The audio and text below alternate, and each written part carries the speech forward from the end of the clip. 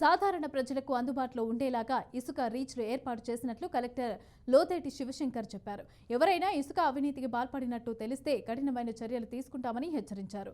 రాష్ట్ర ప్రభుత్వం ప్రజలకు అనువైన ధరలకే ఇసుక అందించే ప్రక్రియ ప్రారంభిస్తుందని తెలిపారు. కొత్త పాలసీ తర్వాత విధి విధానాలు మారే అవకాశం ఉందని వెల్లడించారు.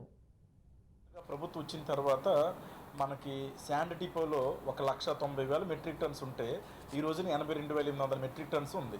అంటే సుమారు 1,00,000 టన్నుల వరకు కూడా 1,07,000 టన్నుల వరకు కూడా మనం ఇక్కడ కడప జిల్లా ప్రజలందరూ కూడా వినియోగించుకోవడం జరిగింది.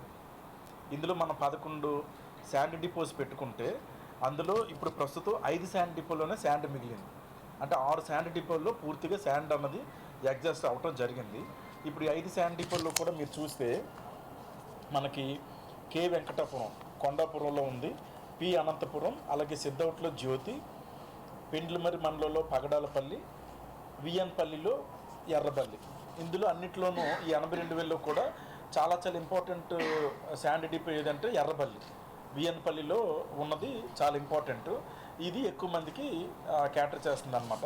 ఇది కూడా శాండ్ అన్నది ఉచితం, కానీ ఆపరేషనల్ కాస్ట్ ఏదైతే శాండ్ని ఎక్సిక్యూట్ చేస్తున్నాం, ఎందుకంటే అక్కడ ల్యాబ్ ఇన్వాల్వ్ అయ్యి ఉంటుంది, ట్రాన్స్పోర్ట్ ఉంటుంది, కాబట్టి వాళ్ళకి మన మినిమం ఛార్జెస్ అన్నది ఇవ్వాల్సి ఉంటుంది. కాబట్టి ఓన్లీ ఎక్స్క్వేషన్ కాస్ట్ మాత్రమే మన ఎవరైతే కన్జ్యూమర్ ఉంటారో వాళ్ళు భరించాల్సి వస్తుంది. మనకి కొత్తగా ప్రభుత్వం